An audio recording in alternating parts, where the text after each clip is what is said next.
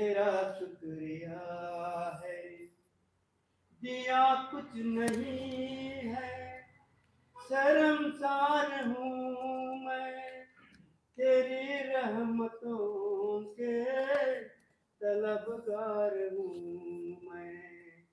दिया कुछ नहीं है, शर्मसार हूँ मैं, तेरी रहमतों के तलबगार हूँ मैं। दिया कुछ नहीं, बस लिया ही लिया है, तेरा शुक्रिया है, तेरा शुक्रिया है। दिया कुछ नहीं, बस लिया ही लिया है, तेरा शुक्रिया है, तेरा शुक्रिया है। मुझे तूने दाता बहुत कुछ दिया है, तेरा शुक्रिया है, तेरा शुक्रिया है। तेरी रहमतों का इशारा न होता तो दुनिया में मेरा गुजारा न होता। तेरी रहमतों का इशारा न होता तो दुनिया में मेरा गुजारा न होता। उसे क्या कमी जो तेरा हो गया है, तेरा शुक्रिया है, तेरा शुक्रिया है। मुझे तूने दाता बहुत कुछ दिया है, तेरा शुक्रिया है, तेरा शुक्रिया है। मुझे तूने भगवन बहुत कुछ दिया है, तेरा शुक्रिया है, तेरा शुक्रिया है।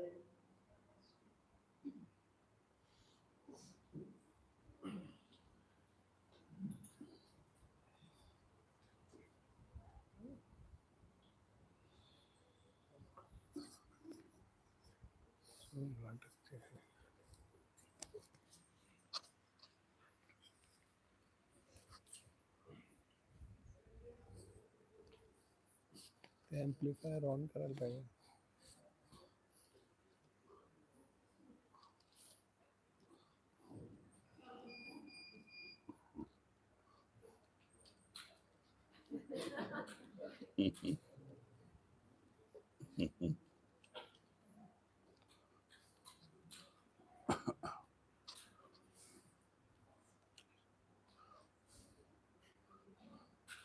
उमेश कुठे आहे?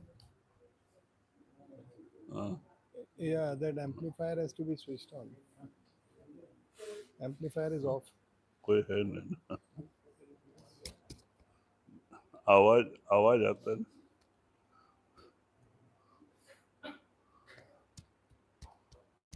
हाँ आता है.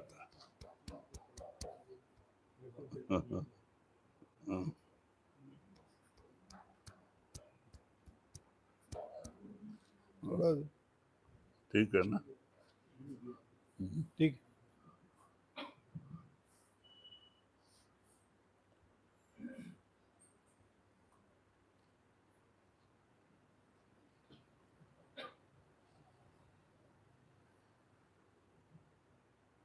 पट्टू साहब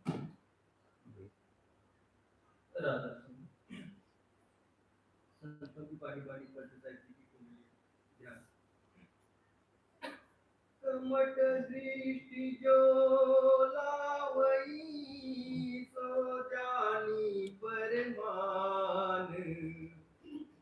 कमट दृष्टि जो लावई सो जानी परमान। ये परम संत सदगुरु पलटू साहब जी की बाणी है. This is the Bani of Param Sant Sadguru Paltu Sahib. इस वाणी में पलटू साहब ध्यान किस तरह से करना चाहिए, आपने इसमें अच्छे अच्छे उदाहरण दिए। In this Bani, Paltu Sahib has given good examples of how we should do our dhyan. ऐसे ध्यान तो सब अपने अपने हिसाब से करते हैं, लेकिन संत मत का ध्यान पलटू साहब कहते हैं कैसा होना चाहिए, जैसे एक कछुआ समुद्र में होता है और बड़े बड़े कछुए होते हैं और अंडा देने के लिए समुद्र से बाहर आते हैं और बालू में बहुत सारे अंडे देते हैं और उसको बालू से ढक के पानी में उतर जाते हैं, अंडे पे बैठते नहीं, उतर जाते हैं, खाते रहते हैं, चलते रहते हैं, शत्रुओं से अपने आप को बचाते रहते हैं, लेकिन उनका लक्ष्य ध्यान अंडे से जुड़ा होता है। अगर एक सेकंड के लिए भी ध्यान अंडे से हट जाए तो अंडा खराब हो जाता है। That way, there are various types of concentrations or dhyan, but Paltu Sahib says the correct way to do our concentration is like that of the turtle. The turtle comes on the shore and it lays eggs on the beach. It makes a big hole and there it lays its eggs, then covers that hole with sand. After that, it doesn't sit there, it goes back into the sea and there it eats food, it moves around, it saves itself from predators. But all the time, its attention is always focused on those eggs. Because even for a second, if that attention is lost, then that egg will not hatch. तो कहते हैं कछुए के जैसा ध्यान एक भक्त का होना चाहिए। बाल बच्चे में रहो, नौकरी करो, बिजनेस धंधा करो, लेकिन आपका लक्ष्य उस नाम से, गुरु के चरणों से जुड़ा होना चाहिए। So, like that, we should have our attention at all times at the feet of our master, in Nam, where we are doing our business or we are looking after our families or we are taking care of our possessions or other relationships. But at all times, the attention within should be at the feet of the master. तो कहते हैं ये सच्चे ध्यान का तरीका है। इसका मतलब ये नहीं है कि हम बाल बच्चे में रह के ध्यान नहीं कर सकते, हमें सन्यासी लेना चाहिए, ऐसी बात नहीं है। हम सन्यास लेके तो जंगल पहाड़ों में जाके बैठ जाते हैं, भिक्षा मांग के खाते हैं तो कर्म बढ़ा लेते हैं और वहां जाके हम रात दिन दुनिया की चिंता करेंगे तो हम कहाँ जाएंगे? जहाँ आशा तहाँ वासा। दुनिया के मन में आशा है, चिंता है तो आप दुनिया में पैदा होंगे। मालिक के नाम का मन में सुमरन है, नाम से आपका लगन है तो आप परमात्मा में समाएंगे। बस इतना ही है। शरीर को मुक्ति नहीं, इसको चाहे पीला कपड़ा रुद्राक्ष पहना दो और चाहे सफेद कपड़ा पहन लो। So, on this path, therefore, living in the comfort of our homes, we can do our devotion by keeping that attention always at the feet of the Master.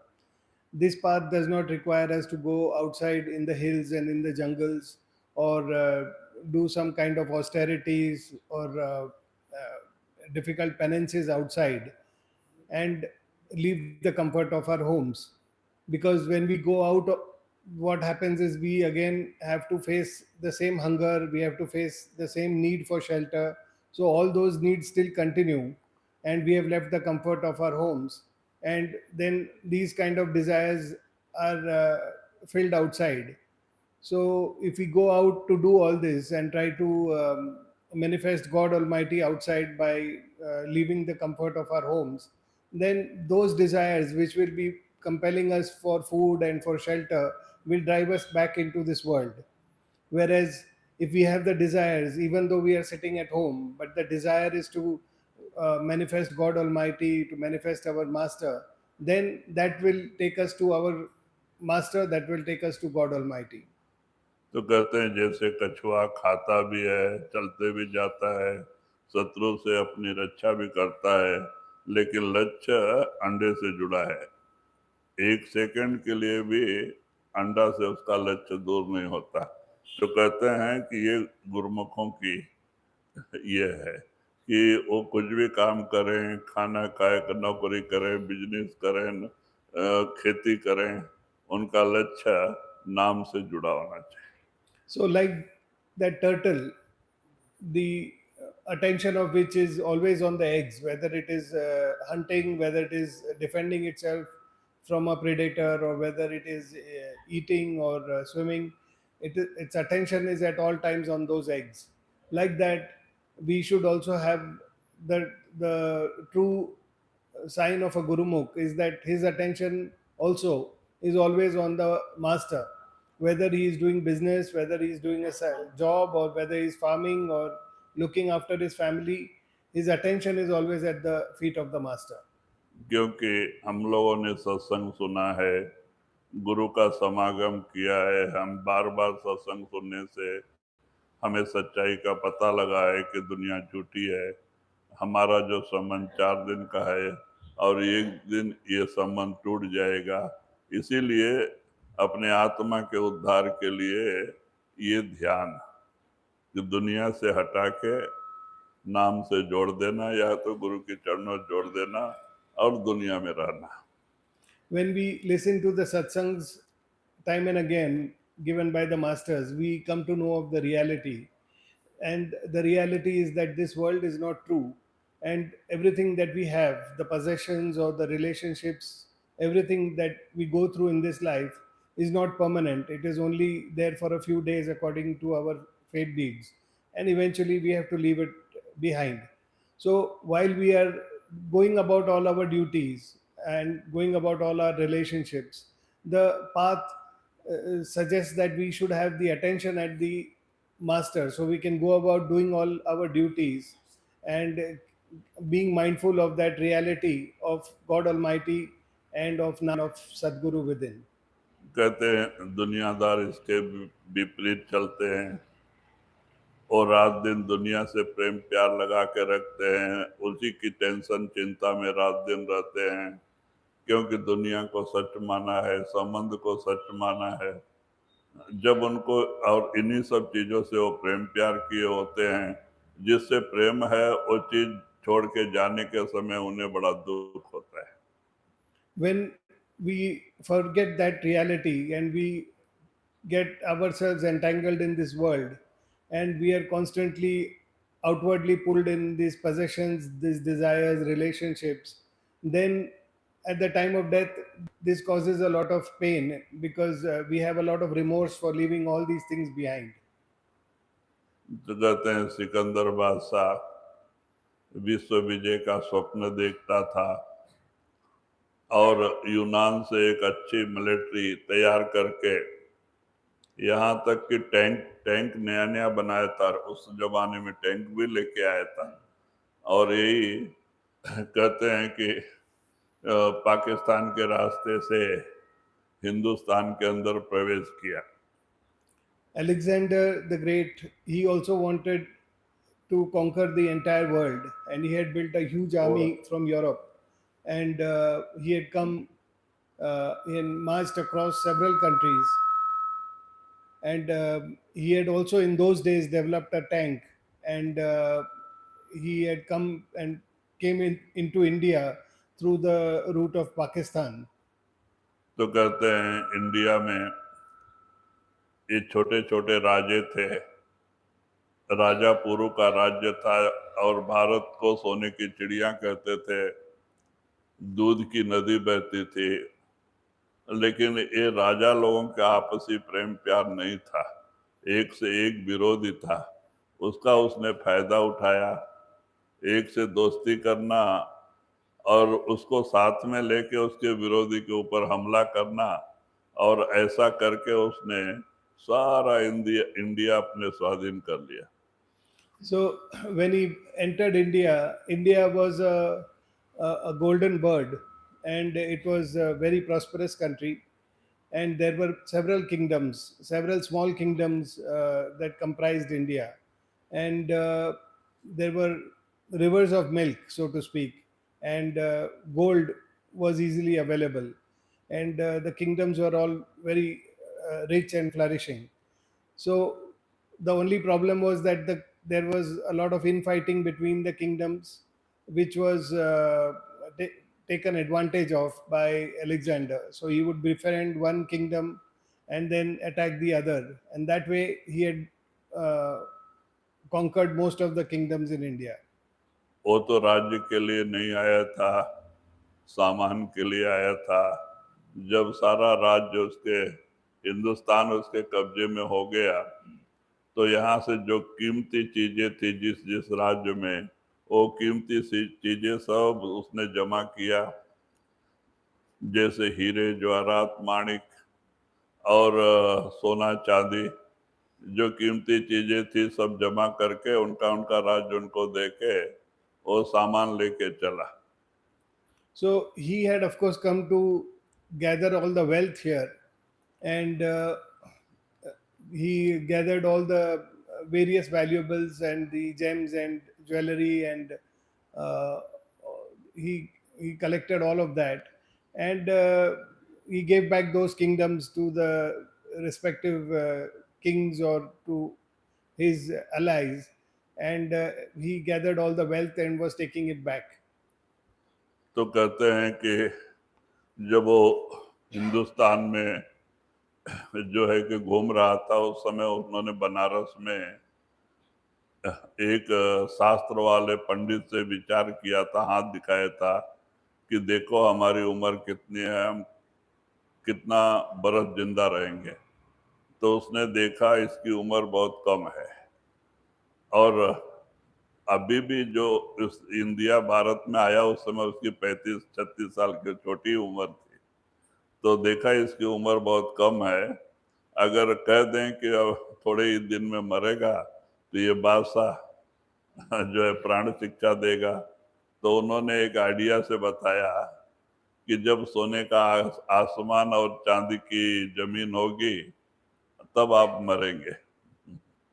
So he consulted one Pandit in Banaras, and he asked him as to th- from astrology to find out what was his lifespan and about his future. Now, when the Pandit saw and observed, he saw that Alexander had a very short lifespan, and by when he had come into India, he was already around 35 years old, and his lifespan was close to that only.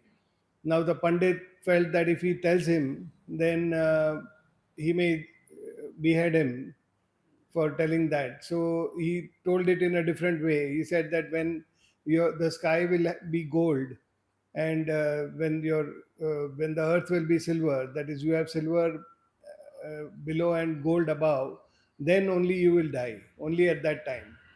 तो इसको खुशी हुई कि ये होएगा नहीं, मैं मरेगा नहीं, अभी मुझे बहुत दिन रहना है।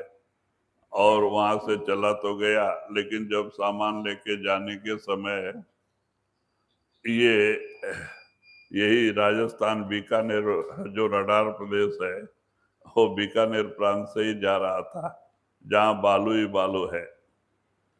So when he said that, Alexander felt that he is immortal because the sky is never going to become gold, and the earth is never going to become silver. So he felt that I really don't have any death like this. And he was returning with the wealth via Rajasthan, which is all a desert area. तो जा रहा था, तो उसको रास्ते में typhoid बुखार आ गया, और 2-3 दिन में बुखार इतना बढ़ गया उसको घोड़े पे बैठने की ताकत नहीं रही। तो कहता है कि रोक दो, कारवां रोको, और हमें अब घोड़े पे बैठने की ताकत नहीं, एक जगह थोड़ा लिटा दो।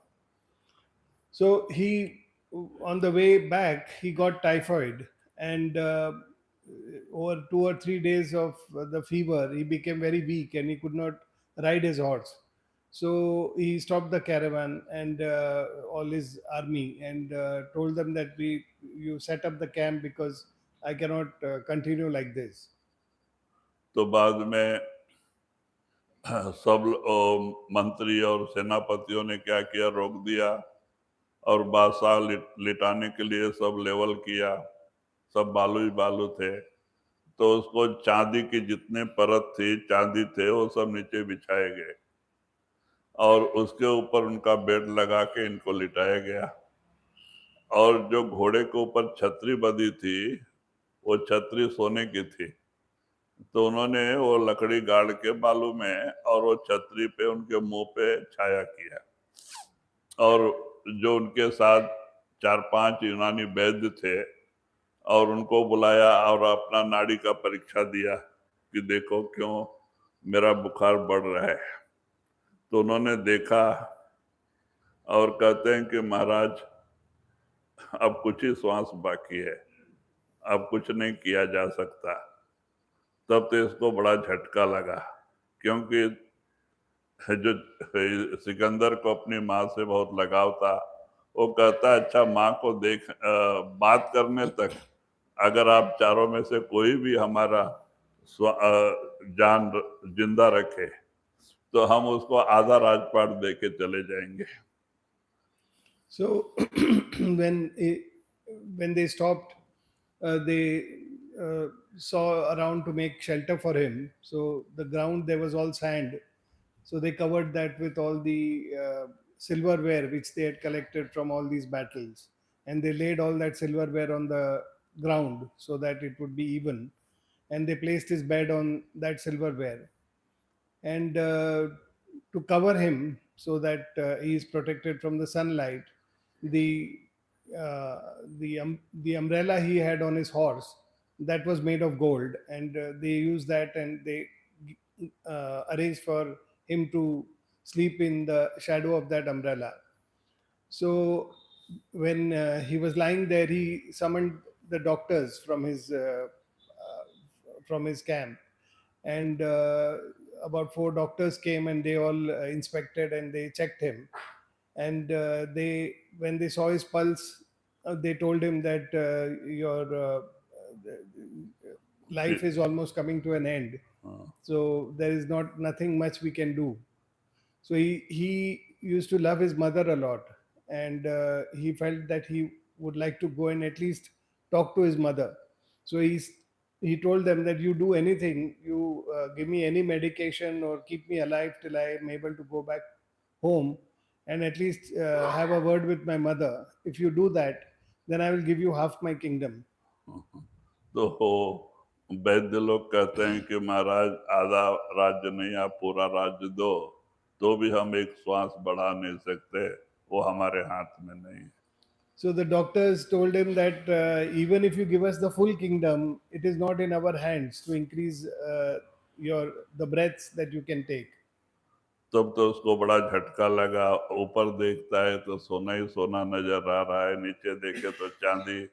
तब वो ज्योतिष की बात याद आ गई कि ये मेरा आखिरी टाइम है।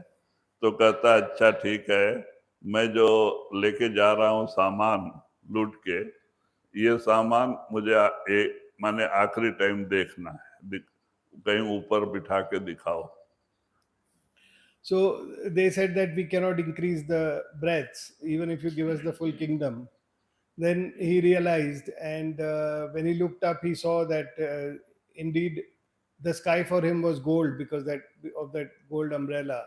And when he saw down, and there was all silver. So he remembered the astrologer who had told him this, and he felt that his time had come to an end now. So he told his people to to take him a height where he could see all the wealth that they had amassed in all this warfare. And he told them to set all that wealth, all those possessions in a row so that he could see all of that. तो उसको एक बालू का बड़ा ऊंचा डिब्बा था, उसके ऊपर उठा के ले जाके बिठाए। वहां से देखता है तो 1 किलोमीटर तक सब सामान था। वो देख के अपना सिर पीटता है, रोता है कि जिस सामान के लिए आज कितने बहनों को पति के बगैर और कितने हाँ, माताओं को बच्चे के बगैर करके आज मैं लेके जा रहा हूँ, एक सामान भी आज मेरा साथ नहीं दे रहा है। So they placed him on a mound of sand, and from there he saw all the various uh, possessions that he had amassed and taken uh, from various kingdoms. And when he saw that, he realized that he had made so many widows, he had made so many mothers lose their children, all to gather this wealth.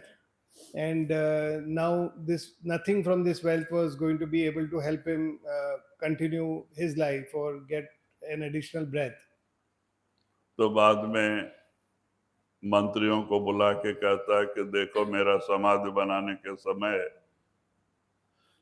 मेरा शरीर जो है अंदर रहे जमीन में, लेकिन मेरा दोनों हाथ जमीन के ऊपर ऐसे ही खुला छोड़ देना कि आगे जो हमारे जैसे अहंकारी राजा आते आएंगे उनको तो सोझी होने दो। विश्व विजय का स्वप्न देखने वाला सिकंदर जो है कि जाते समय खाली हाथ गया। So then he told his ministers that when I die, you bury me and bury me in a way where my hands are left open with the palms upwards. And when I lie down, when you bury, at least future kings or future conquerors can take a lead and see that Alexander, who wanted to conquer the world, left this world empty handed. So at least they can take a lesson from that. तो कहते इस तरह राजस्थान के radar में प्रांत में उसको वही मरना पड़ा। तो कहते इस दुनिया की यही हालत है। So he had to then die in the deserts of Rajasthan. And that is how this world is. जिस दुनिया के सामान को आज अपना बनाए बैठे हैं वो अपने नहीं हैं। अंत समय जब हमसे दूर होने लगते हैं, जिसको हमने बड़े प्रेम प्यार से जमा किया है, तो बड़ा दर्द होता है, दुख होता है। हम यही आशा लेके जाते हैं, फिर इसी दुनिया में आ जाते हैं, जहाँ आशा तहाँ वासा। So that is how this world is. We strive all our lives trying to get those possessions, build that wealth, build those homes, and all the other things around it. And at the time of death, we have to leave all these things behind because we cannot take anything with us. And then we are left only with repentance, and we are left with the desires for having left these behind. And because we have the desires built around these possessions, we have to come back into this world. तो वही गुरु नानक ने भी कहा, आस एक सत्य नाम की, दूजी आस निराश। अगर आपको आशा करनी है, सत्य नाम की आशा करो। दूजी आशा करोगे, निराश होना पड़ेगा, अंत समय सिर पीट के जाना पड़ेगा। So therefore the masters say that if you have desires, then only have one desire, and that is the desire for Satnam. You only have that desire because that is the only desire which will get you liberation and get you back to God Almighty. Everything else and all other desires will bring you back in this world. तो इसीलिए कहते हैं कमठ दृष्टि। जो महात्मा कहते हैं कमठ दृष्टि करो, माने ध्यान करो, बाल बच्चे में रहो, सारा कारोबार करो, लेकिन आपका ध्यान नाम से सदगुरु चरणों से जुड़ा रहे। So therefore Paltu Sahib says that you have that attention like that of the turtle, that your attention is at all times on Naam, on your Sadguru. And though you go about doing all your worldly things and continue with your relationships, your attention should be fixated at the feet of the Master. सो जानी परमान सूरत से अंडा सेवे, सो जानी परमान सूरत से अंडा सेवे, आप रहे जल माई सूखे में अंडा देवे। तो वही जो कुछ बताया गया वही कहते हैं पलटू साहब कि इस तरह से अगर हम ध्यान करें तो हम दुनिया में भी सुखी रहेंगे क्योंकि हम दुनिया से प्रेम प्यार नहीं करते हैं, ऊपर ऊपर से कारोबार कर रहे हैं। हमारा प्रेम प्यार सदगुरु और नाम से जुड़ा है, तो ये बाहरी चीजों का प्रभाव हमारे मन पे नहीं पड़ता है। ये बढ़ गया कोई खुशी नहीं, घट गया कोई दुख नहीं। क्यों? ये झूठ है। So that is what Paltu Sahib says. You keep your attention fixated on Naam and on your Sadguru and go about your worldly routine. Now, when you do that, the love and affection will be towards Naam and towards your master. And outside, we will not be swayed by the ups and downs that we face in this world. If your possessions increase, it will not make much of a difference to you. And likewise, if you're deprived of your possessions, that will also not change, or that will also not depress you. So you will remain balanced because your attention is always focused on the Naam and on your Sadguru. जस पनिहारी कलश भरे मार्ग में आवे, जस पनिहारी कलश भरे मार्ग में आवे, कर चोरी मुख बचन चित कलसा में लावे। तो और एक उदाहरण देते हैं, जैसे महाराष्ट्र पठारी भागों में, पहाड़ी इलाकों में लड़कियां पानी के लिए दूर जाना पड़ता है, नीचे पहाड़ से उतर के नीचे खेतों में आना पड़ता है। तो खेतों में जगह जगह बावड़ियां होती हैं, तो वो बच्चे लोग बड़े बड़े लेके तो पहाड़ पे चढ़ नहीं सकते, तो छोटे छोटे स्टील के 3-3, 4-4 मटके होते हैं। हाँ, तो वो मटके लेके उतरते हैं, 4-4, 5-5 लड़कियां, और पानी निकाल के वो मटका भर लेते हैं। तो 2 सिर पे रखते हैं और 2 मटके दोनों हाथ बगल में रखते हैं, और ये मटके को हाथ का आधार नहीं रहता है। अब ऊपर भी चढ़ाई भी करते हैं, उबड़ खाबड़ जमीन भी चलते हैं, लेकिन उनका लक्ष्य मटके से जुड़ा होता है। वो लक्ष्य से ही बैलेंस बराबर करते चलती हैं। तो कहते हैं जैसे लड़कियां आपस में बात भी कर रही हैं, रास्ता भी चल रही हैं और मजाक भी कर रही हैं, लेकिन लक्ष्य मटके से जुड़ा है। तो कहते हैं ऐसे ही हम बाल बच्चे में रहे, सब काम करें, हमारा लक्ष्य नाम से जुड़ा रहे। So he gives another example of the hilly areas of Maharashtra where villages are on the hills and the source of water is at the foot of the hill. So, in order to fetch that water, girls they go to fetch the water, and they take 3 to 4 pots. Each girl takes about 3 to 4 pots, and they go with those pots to the foothill, and that way they go together. So 3 or 4 girls or their all friends will go together, carry 3-4 pots each, and when they fill the water from the wells below, they put 2 pots one above the other on the head, and they carry 1 pot in each hand. So that way they carry 4 pots, and they start climbing back to their village or their home.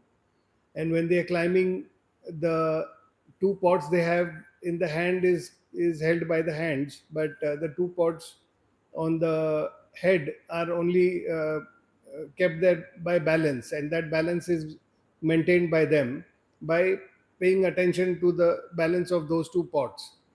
So while they are climbing up, they are talking to each other, they are making fun of each other, and they are going through all kinds of hilly terrain, ups and downs, and the paths are rough. But despite all of that, they are maintaining the attention on those 2 pots which they are carrying on their head, and they successfully carry that water to the home or their village. So that is what Paltu Sahib says, that like that you can go about all your worldly work, but you keep your attention on Naam and on Sadguru. अगर थोड़ा भी ध्यान उनके वो मटके से हट जाए तो मटका गिर सकता है, लेकिन देखो ध्यान बराबर लगा रहता है, मजाक भी करते हैं, उबड़ खाबड़ जमीन भी चलती हैं, लेकिन ध्यान मटके से जुड़ा होता है। कहते यही कमठ दृष्टि, कहते यही ध्यान का सच्चा तरीका है। So if they leave attention of those pots, they will lose the balance of those pots and they will break and they will fall and break, and they will lose the water. So they are very mindful of the balance of those two pots, which they always have attention, whatever they are doing, whether they are making fun of each other or playing with each other while they are climbing that hill. At all times, the attention is on the pots. So that is what is the attention, like the attention of the turtle. That is the attention that we have to have. So uh, he gives that example for having the same kind of attention towards our master and towards Nam. Money money दरे उतारी आप चरने को जावे, money money दरे उतारी आप चरने को जावे, वह गाफिल ना परे सुरत मन मनी माही रहावे। तो अब मणिधारी सांप के बारे में पलटू साहब उदाहरण देते। वो मणिधारी सांप जो है घोर जंगलों में रहते हैं जहां कोई जाता नहीं। तो वो क्या करते हैं, रात को 12 बजे के बाद वो बाहर आते हैं। तो देखते हैं जब वातावरण शांत हो गया है, सब हो, जंगल एकदम शांत है, इसका है। तो बाद में वो जो है होल से पेड़ के नीचे रहते हैं, वहां से बाहर आते हैं और जो उनके मुंह में माणिक होता है ऊपर, उसको निकाल के वहां रखते हैं घास में बाहर। तो जहां रखते हैं वहां एक दीवा का उजाला हो जाता है, एक दीप का उजाला रहता है माणिक में। जैसे हम एक ज्योति जलाते हैं ना, उसका घर में जितना उजाला है उतना उजाला वो माणिक का होता है। तो वो क्या करते हैं, उतना उजाला होने से कीड़े पतंगे जो इधर उधर पड़े हैं वो भाग के आके लाइट पे गिरते हैं और वो अपना आहार करता है, खाता है उसको। और खाते खाते कभी दूर भी जाता है, लेकिन उनका लक्ष्य माणिक पे होता है। माणिक गया तो सांप बचता नहीं। तो ये माणिक चुराने वाले क्या करते हैं, माने लेने वाले लोग जंगलों में जाके देखते हैं, 2-3 दिन पहरा देते हैं। तो जिस पेड़ के नीचे उजाला रोज होता है 3 दिन, तो सवेरे सूरज उगने के बाद देखते हैं सांप नहीं है तो निशान लगा के चले जाते हैं। और रात को शाम को आ जाते, दो साथ में रहते हैं औजार लेके, और इतना कीचड़ लेके जाते प्लास्टिक में, कीचड़, और लेके ऊपर चढ़ जाते हैं। और जब वो वातावरण शांत होता है, 12 बजे के बाद उसकी आदत हो गई है, बाहर आता है खाने के लिए, तभी वो आके माणिक रखता है और खेलता है, दूर दूर तक जाता है। और जब दूर जाने के देखते हैं ये लोग, उसी डाल पे आके वो कीचड़ उसी पे डाल देते हैं, माणिक पे। अब वहां अंधेरा हो जाता है। अब अंधेरा होने से उसको बहुत गुस्सा आता है और वो भाग के आता है, सब ढूंढता है, बहुत आवाज करता है। जब कोई नहीं मिलता है तब उसी पेड़ को अपना सिर पीट पीट के मर जाता है। और ये लोग सवेरे तक उतरते नहीं। जब सवेरे सूरज उगने के बाद देखता है कि सांप मरा हुआ है, तब ये लोग आके वो कीचड़ उठा के लेके भागते हैं और वो कीचड़ के अंदर ही वो माणिक लगा होता है। तो इस तरह से वो माणिक ये लोग प्राप्त करते शिकारी लोग। लेकिन बहुत खतरनाक है, अगर वो सांप का हवा भी लगेगा तो लकवा मार देगा, इतना जहर होता है उसमें। और माणिक भी जहर ही है, अगर कोई उसको मुंह में रख ले तो वो जिंदा नहीं रह सकता है। लेकिन है कीमती, सबसे कीमती माणिक ही होता है, जो राजा महाराजा अपने किरीट में आगे रखते हैं, अंधेरे में जाए तो उजाला हो जाता है। So another example he gives is the gemstone made by a snake. The snakes, there are some types of snakes that make these gemstones, and this gemstone has the luminance of one lamp. They keep that stone inside with in their mouth, and these are highly poisonous snakes. Uh, they're so poisonous that even if we uh, accidentally breathe their air, we take a breath, we will get paralysis. These snakes are that poisonous, and they stay in the deep jungles, and where at night, after it is quietened and it is dark, these snakes come out from their holes, and then they take out this gemstone from their mouth and place it on the grass. The gemstone has the luminance of one lamp, so it gets the luminance, and attracted by that light, the moths and other insects come near that gemstone. As soon as those moths or those insects come, the snakes eat those insects or moths, and they live on that. Now, the example that Paltu Sahib says is that those snakes go around those gemstones. They leave the gemstones in the grass and they move around, but their attention is always on that gemstone, because if that gemstone is lost, then the snake kills itself. It cannot stay without that gemstone. So the attention is always on the gemstone, though they are going around and moving around. Now, people who try to procure these very precious gemstones, they have to be very careful because the snakes are extremely poisonous. So what they do is, in the night, they observe for 2 3 days, and in the deep forest they observe where there is light under the trees. So wherever these snakes have their holes, they because of the gemstone there is light under the tree. So they observe which trees there is this light, and the next morning they mark those trees. And then later, two people come to hunt this, and they carry a lump of clay, loose, wet clay. They carry that lump and they climb that tree, and they observe where that gemstone is placed by the snake by habit.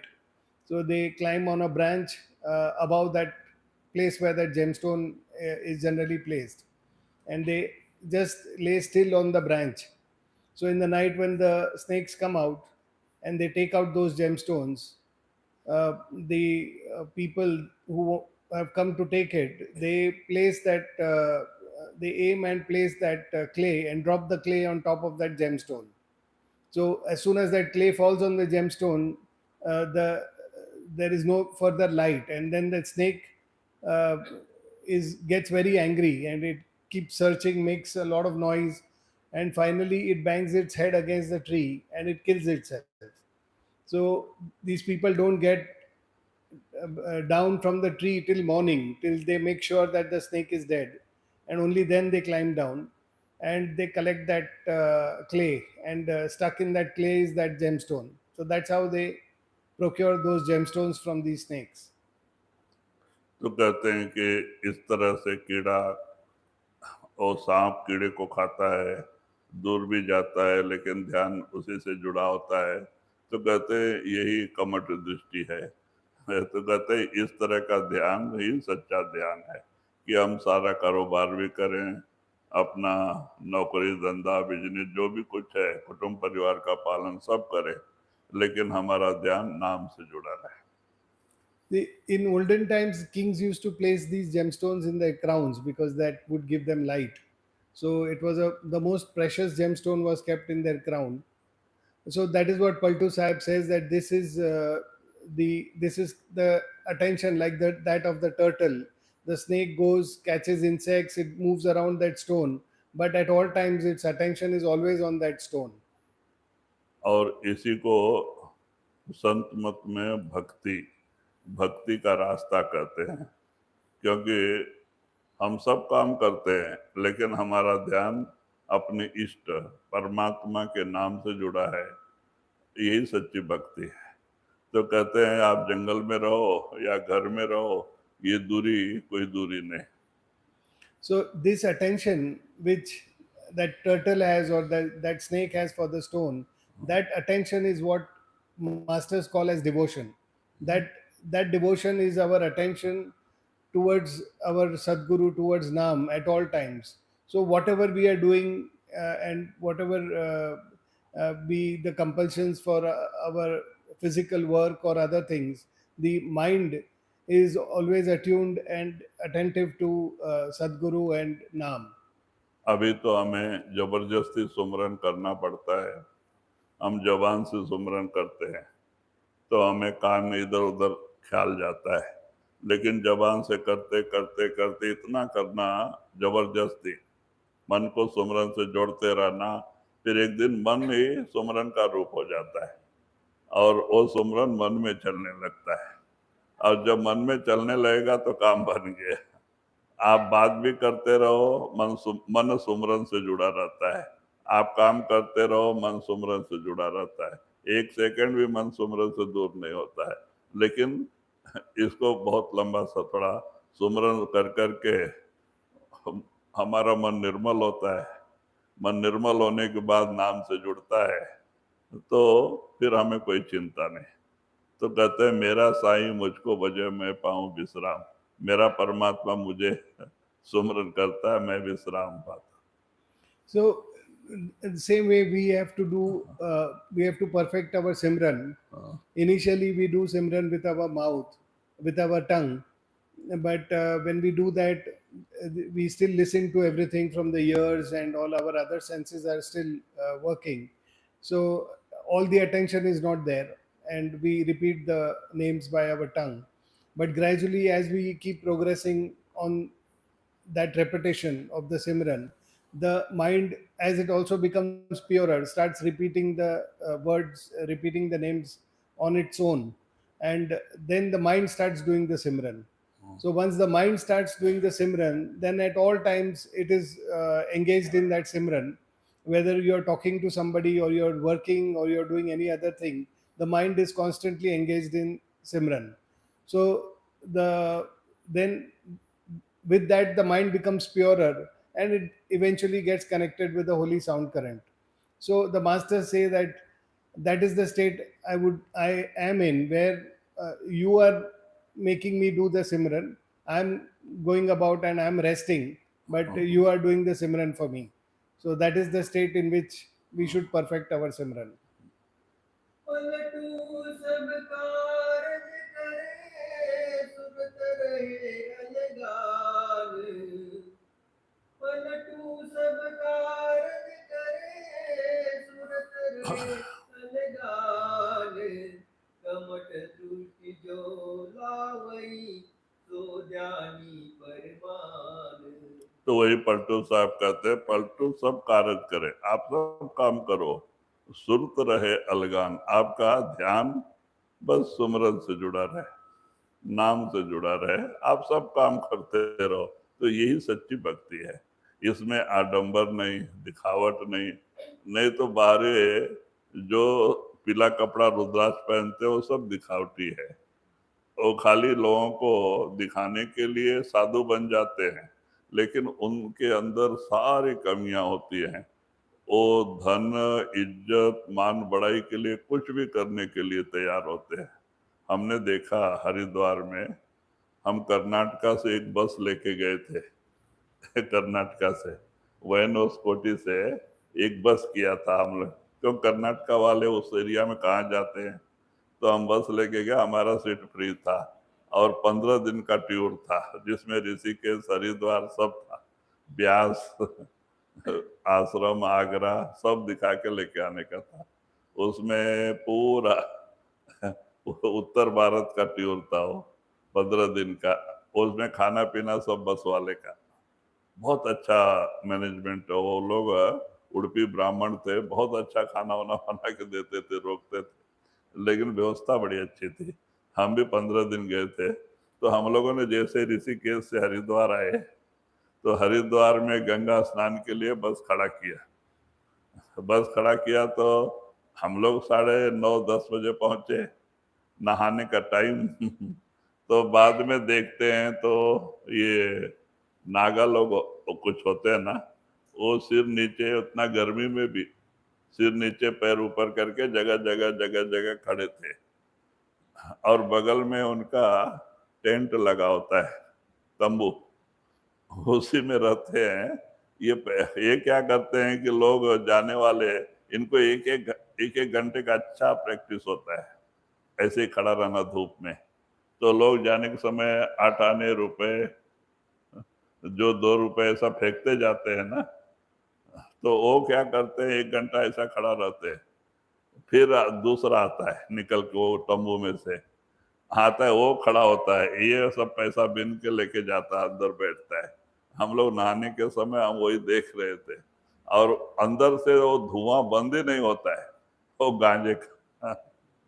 हाँ, चिलम कभी बंद ही नहीं होती है, वो धधक रही है, चालो धुआं बाहर निकल रहा है। हाँ, तो कहते बस यही काम उनका, मांगने का।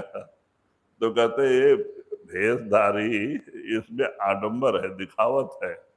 कबीर साहब कहते हैं कि मन ना रंगाए जोगी, रंगाए जोगी कपड़ा। हे जोगी, तुमको मन को उस मालिक के नाम के रंग में रंगना था, तो तुमने कपड़ा को रंग लिया। कपड़े को मुक्ति थोड़ी मिलेगी। तो और मन में सारे अवगुण भरे हैं, दूसरे की निंदा चुगली है, तो कहाँ जाएंगे। तो कहते हैं कि मन मालिक के रंग में, नाम के रंग में रंगना। शरीर से मतलब नहीं, ये तो मिट्टी का बर्तन है, इसको तो कल हम यहीं फेंक के जाएंगे। तो ये इसके लिए नहीं, मुक्ति के लिए मन मुक्त होना, और आत्मा तो मुक्त रूप है। मन को मुक्त करने के लिए अब ये सत्संग, भजन, सुमरन, ये सब चल रहा है। और मन ही जो है कि वो उसको तरफ ख्याल नहीं किया, साली शरीर को साधु बना दिया, सन्यासी बना दिया, और मन में सारे अवगुण दोष भरे हैं, तो क्या फायदा। आप कहाँ जाएंगे, जो दोष हैं वहां आएंगे, दुनिया में आएंगे, दुनिया की आशा दुनिया में लेके आएंगे। So Paltu Sahib says that I go about doing all my activities, everything I do, but my mind is always attuned, and the attention of my mind is on the Naam and on Sadguru. This is the correct way of devotion. This is what is meant by devotion, that your attention is always on Naam, your attention is on Sadguru.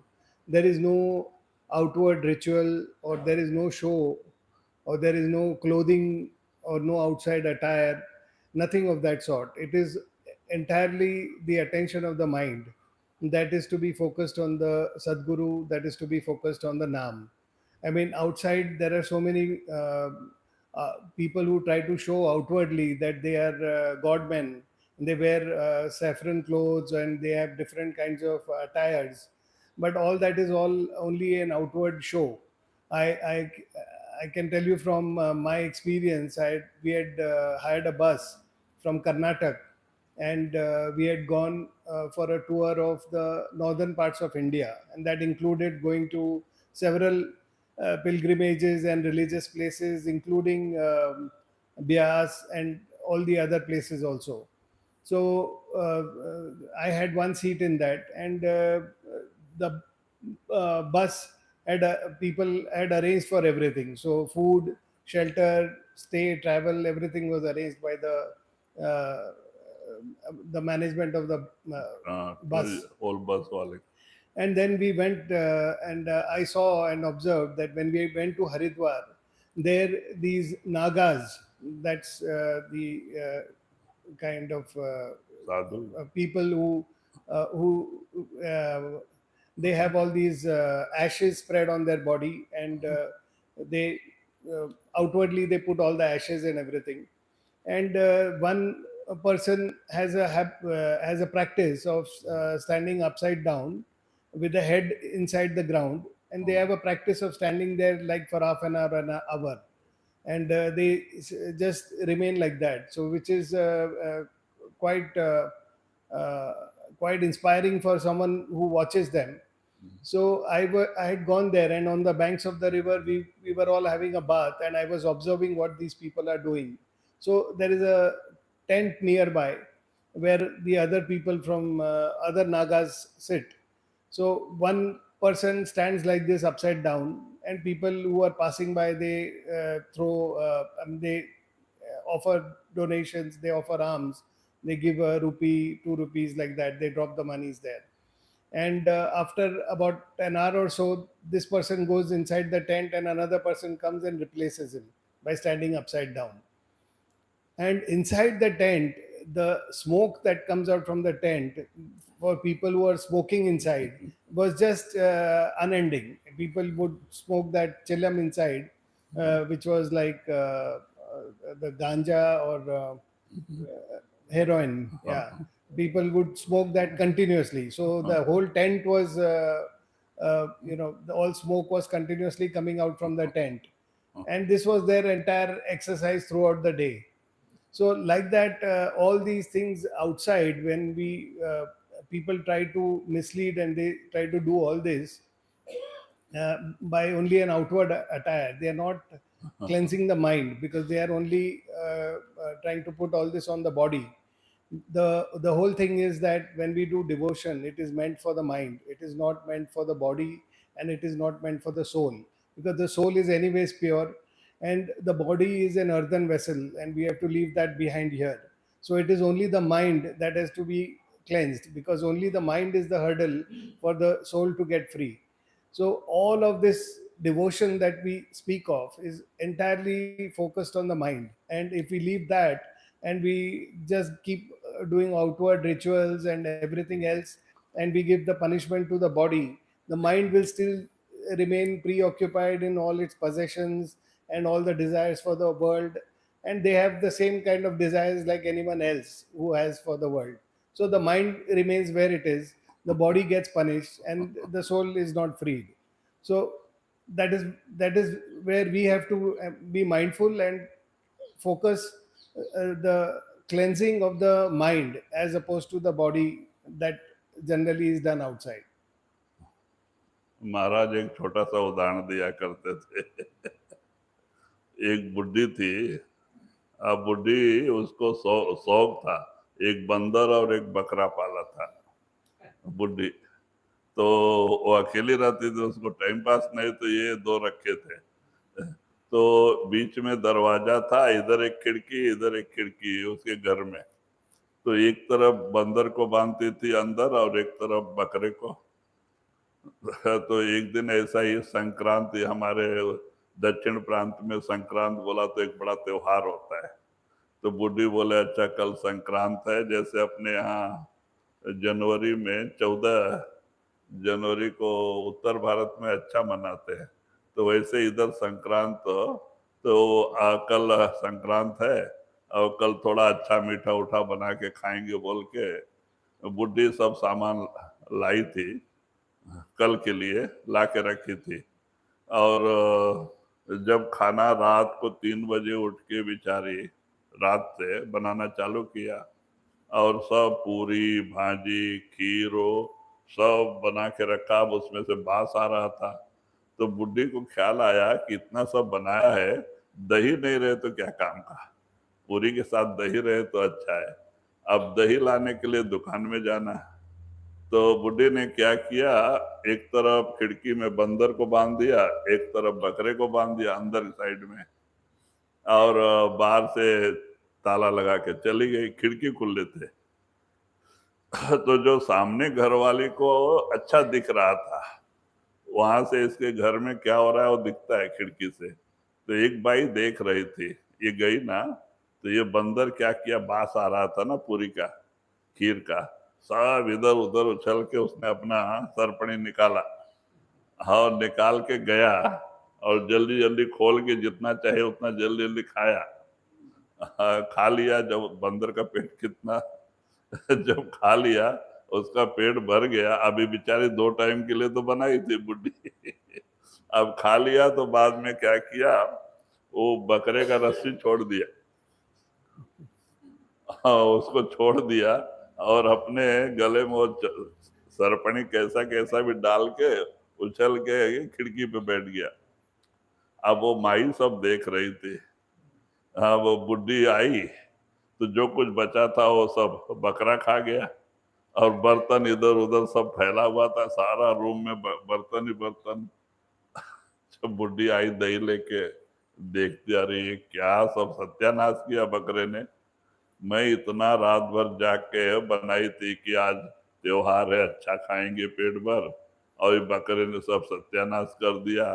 तो गुस्सा आ गया, बुढ़ी को दही रख दिया और जाई एक लकड़ी लेके आई और दरवाजा बंद करके बकरे को मारने लगी।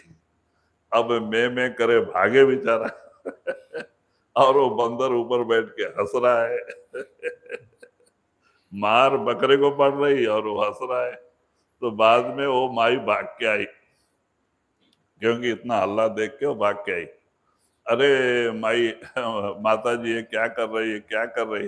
अरे क्या कर रहे, हम रात भर जाग के खाना बनाया और ये बकरे ने मेरा सब सत्यानाश कर दिया। तो वो माई कहती है कि नहीं आजी, मैंने देखा अपने आंखों से, सब काम ये बंदर ने किया है अपना सरपणी निकाल के पहले जल्दी जल्दी खाया और उसका पेट भर गया, तो इसका जो है रस्सी खोल के अपने गले में सरपणी डाल के बैठा है। अब उसको मार पड़ रही है, ये हंस रहा है। तो सारी गलती इसका है, उसका नहीं तो कहते यही हालत हमारी है। हाँ, कर्म मन करवाता है, कर्म तो मन ही करवाता है ना, अच्छा बुरा। मार किसको पड़ती है? ये बकरी को ये शरीर को और ये अंदर हंसता है। ये मन का काम है, करता धरता सब मन है, और मार इस बेचारे को पड़ती है क्योंकि ये तो कुछ बोल नहीं सकता तो यही हालत है हमारी। तो सावन सिंह महाराज कहते थे यही हालत है हम सबका। हाँ, कर्म कोई करता है, मार किसी को पड़ता है हम उसको समझते नहीं। So there is this story which Sanji used to tell quite often. There was this old lady, and she was a widow. She was staying in the northern parts of India, and since she was alone, she had for company kept one goat as a pet and one monkey. So she used to stay with them, the monkey and the goat, and she used to stay in the same hut. Now in January there is a festival called Sankranti, where people fly kites and they do various things, and they also make a lot of sweet and good food, and they eat and enjoy that in that festival. So this old lady also decided that she will cook some good food and have two nice meals the following day on Sankrant. Now her hut had two windows and a door, and it was facing the neighbors. So the neighbors could see what was happening inside her house. And so she went and purchased all the things to make the food in the evening, and brought everything. And early, she got up early at 3 o'clock and started cooking the food. So she made nice puris, kheer, and bhaji, and that way she made a full uh, meal, nice elaborate meal. And when all that was done by morning, she remembered that she had forgotten to make curd, prepare curd. So she felt that without curd, there won't be fun eating it. So she went to purchase curd from the nearby grocery store. So she tied that goat to the window, one window, and she tied the monkey to the other window, and locked the door and went out. Now, when she went out, the aroma and the fragrance of that kheer and the bhaji and everything was coming, and the monkey could not resist it. So it tried everything. It jumped around and finally got that rope which he was tied with. He opened that rope somehow, and then he helped himself completely to everything that she had prepared, from the kheer to the puri, bhaji, and rice and everything. Now, so she had prepared only actually for two meals for her. So he had a good feast there. And when he was full, and how much will a monkey eat? But he ate everything. And when he was full, he went and untied the goat, and he put the rope around his neck again and climbed on the window and sat. Now, unfortunately for him, all this was being observed by the neighbor. She was seeing what that monkey is doing and what is all that is happening inside the house, because that was visible from the windows. Now, when this old lady came, she opened her house. Before that, of course, the goat tried to forage with whatever was left by the monkey, and he also tried to he he kind of scattered all the vessels all over the house.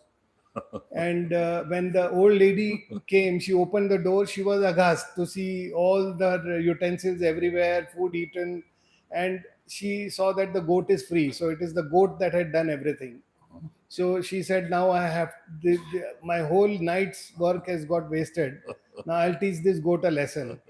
So she brought a stick and locked the door, and she started caning that goat. Now, when she started doing that, goat was running here and there, but she was running with a stick behind it. And that neighbor was observing all this, so she came running, and she told this old lady that, "Look, you're doing the wrong thing. Actually, that the real person who should get the caning is the person who's sitting on the window. It's that monkey who has removed that rope, eaten everything, and after he ate, he's untied this goat. So you think it's the goat who has eaten, but actually the whole mischief is that of the monkey." So then, so that is what happens with us also. The mind is the monkey and the body is the goat. So the mind does all the things it wants, whatever it enjoys, it is doing, and the beating always the body gets. So that is the situation. तो police पकड़ के ले जाके इसको पीटता है. Yeah. So if there is a theft, then the police take the body, the person, and the body gets the caning. तो ये हालत हम लोग का है. तो सावन सिंह महाराज ये उदाहरण देते थे. So Saman Singh Ji Maharaj also used to give this example that this is our state of affairs. वही ले. पलटू सब कारज करे सुरत रहे अलगान पलटू सब कारज करे सुरत रहे अलगान कमट दुर्ग जो लावई सो जानी परमान राधा.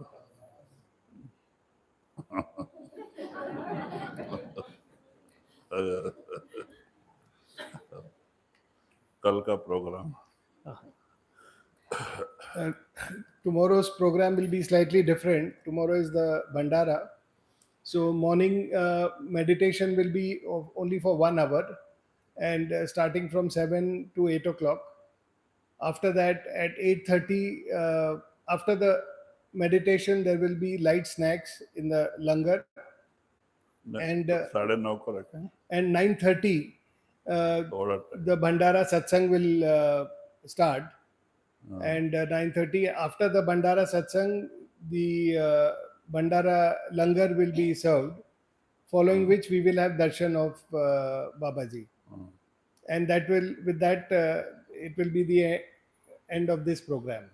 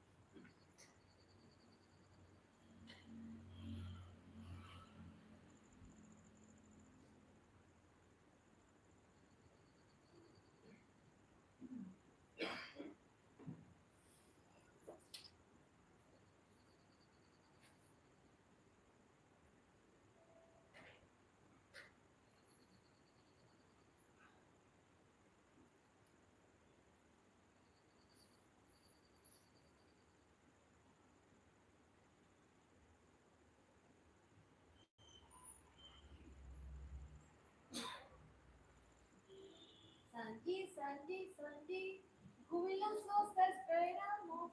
De ti